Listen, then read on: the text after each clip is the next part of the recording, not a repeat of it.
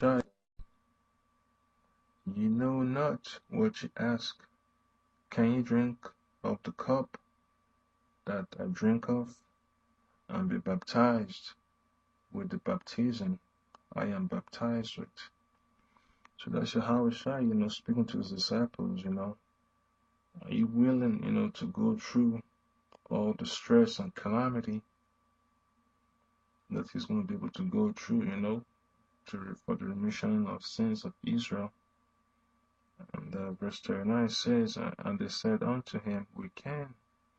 And Yahushua said unto them, Ye shall indeed drink of the cup that I drink of.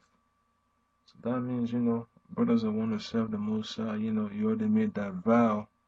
Just like, I read in the book of Jonah, the 2nd chapter, the last, couple of verses. You got to be able to, to stand by the word, by the vow you made to the Most High, Yahushua, because, the Holy Spirit and Yahushua bear witness. Even the angels. You shall indeed drink of the cup that I drink of, and with the baptism that I am baptized with, you shall be baptized. So, we all got to go through, the tough times and the ridicule, suffering all kinds of attacks and persecution, You lose your job, you might lose your house, you might lose custody of your children, you might end up, getting, attacked physically, with all kind of, devices of Satan, So always gotta stay strong in the spirit and ask the Most High to guide you through this, because you can't go through this by yourself. You need the Spirit of the Heavenly Father guiding you through the dark and narrow path. We all live in the valley of the shadow of death. So you gotta keep on trusting the Most High. Here's another one, Acts chapter 1 verse 5, concerning the baptism. The Yahushua was telling his disciples after, he was risen from the dead. Acts chapter 1 verse 5, For John truly baptized with water, but ye shall be baptized with the Holy Ghost not many days hence. So all the brothers, you want to be drinking the cup the Yahushua drank of, you ask him to be baptized by the Holy Ghost. And, when you're baptized by the Holy Ghost, you know what that means, you got to speak what the Holy Ghost hears from the Father and Yahushua. So you can't hold back. You got to go all the way. And that's why, the Most High was able to help the disciples, when the Most High sent them on the way, to go preach to the lost sheep of the house of Israel, teaching them, about the laws, commandments, and statutes, how to, live in life in the Spirit, even though they couldn't keep the law perfectly, would encourage them to try, not to give up, not to fall by the wayside, This is Romans chapter 6, verse 3 to 8.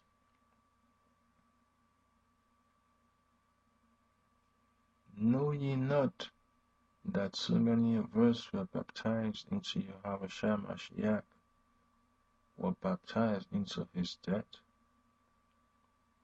Therefore we are buried with him by baptism into death. Now you brothers and sisters should know what that means, because we're putting off the old man, now you're putting on Yahushua, you're putting off that, that bright and beautiful garment, a spotted garment, righteousness of Yahweh.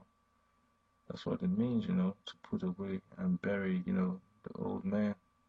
You bury Yahushua in the baptism into his death. That like as Christ was raised up from the dead by the glory of the Father, even so we also should walk in newness of life.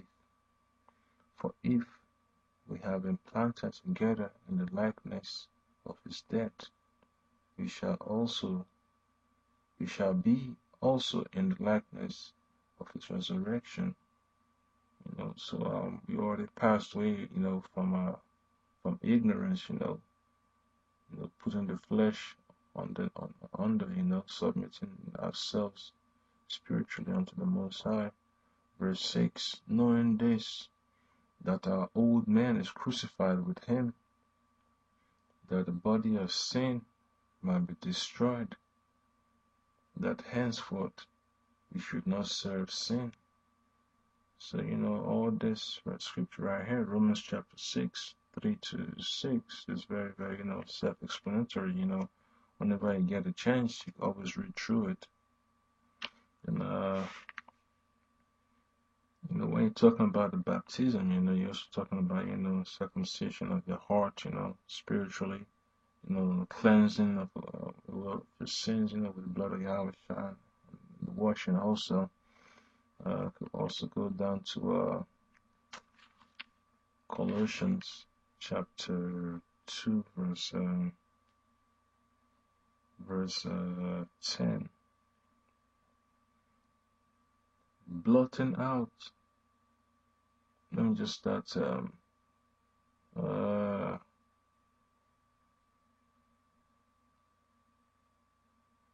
me start at verse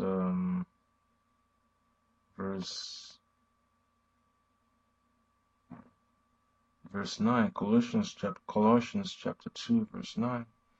For in him, that's Yahweh, dwelleth all the fullness of the Godhead bodily, and ye are complete in him, which is the head of all principality and power, in whom also ye are circumcised with a circumcision without hands. At least you understand what a circumcision without hands is, these words, brings you back to life, reconciles you unto the Heavenly Father, in putting up the body of the sins of the flesh by the circumcision of Yahweh Mashiach. Verse 12, buried with him in baptism, wherein also ye are risen with him through the faith of the operation of Yahweh, who hath raised him from the dead. And ye, being dead in your sins, and the uncircumcision of your flesh, hath he quickened together with him. You can just link that up, with John chapter 6, verse 63, the words, life, and that's what quickens you. Having forgiven you all trespasses, your sins, Verse 14, blotting out the handwriting of ordinances that was against us, which was contrary to us, and took it out of the way, nailing it to his cross. So, that's it's a clear, set of scriptures to let you know what the word of the Heavenly Father is capable of doing.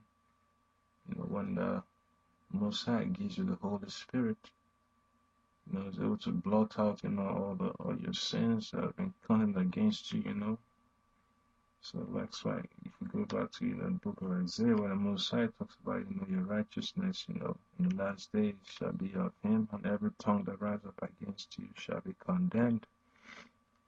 Let me just go real quick to Luke chapter 3, verse 16.